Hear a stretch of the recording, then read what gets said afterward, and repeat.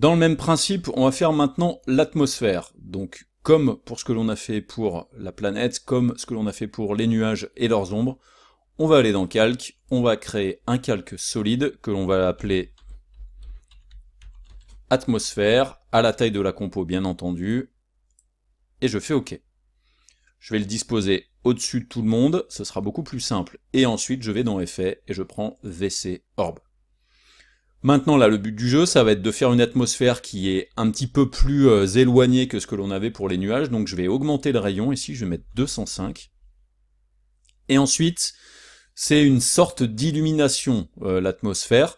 Donc, tout simplement, ce que je vais faire, c'est que je vais venir dans Illumination Color. Je vais choisir une couleur légèrement bleutée, de cette manière-là. On verra un petit peu après s'il faut qu'on la modifie. Et je vais tout de suite mettre une illumination qui va me permettre donc d'illuminer ça un petit peu plus. Si par exemple c'est trop blanc, je vais prendre la caméra, voilà, et me disposer différemment. Vous pouvez tout à fait venir peut-être chercher quelque chose, voilà, d'un petit peu plus bleuté. Voilà, comme ça sera peut-être un petit peu plus intéressant. Maintenant, je vais venir dans Illumination Option. Et dans Illumination Option, j'ai plusieurs options, et notamment une qui m'intéresse vraiment beaucoup, c'est le paramètre de Fresnel. Le paramètre de Fresnel, c'est tiré d'un monsieur qui s'appelait Monsieur Fresnel, et qui était un spécialiste en optique, et qui a créé des théories concernant les incidences des réflexions, ce genre de choses-là. Et typiquement, si vous augmentez cette valeur-là, regardez, je l'augmente beaucoup. En fait, ce qui se passe, c'est que maintenant, en face de notre œil, il y a moins d'illumination, alors qu'elle est beaucoup plus présente sur l'extérieur et donc à 90 degrés de notre œil. Donc là maintenant, avec les informations du Fresnel Bias, regardez ce que vous pouvez faire. Vous pouvez faire en sorte que cet effet de Fresnel vienne se faire vraiment que sur l'extérieur de la sphère et pas ici au centre. Donc là, ça nous donne un effet qui est assez sympa. Par contre, je ne veux pas cet effet de Fresnel sur la zone de l'ombre, je le veux plutôt de l'autre côté. Donc après, je peux venir ici chercher les informations de Shadow Light et le supprimer de ce côté-là. Peut-être venir ici chercher aussi le Shadow Contrast. Donc là, vous voyez, j'ai le bleu ici qui vient un petit peu plus violemment ici sur la planète. Peut-être venir chercher un petit peu le Shadow Light ici aussi pour faire revenir le bleu un peu plus dans cette zone-là. Donc après, le Shadow Light Contrast ici, je l'ai fait peut-être un petit peu trop violemment, ce qui fait que ça faisait quelque chose d'un petit peu trop net.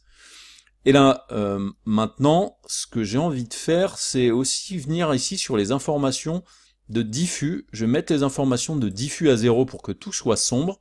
Et puis le glossiness, cette espèce d'aspect qu'il y a ici, j'en ai pas besoin, donc je vais le mettre à 0, et le spécular, je vais le mettre à 0 aussi, vraiment pour avoir uniquement cet effet de halo.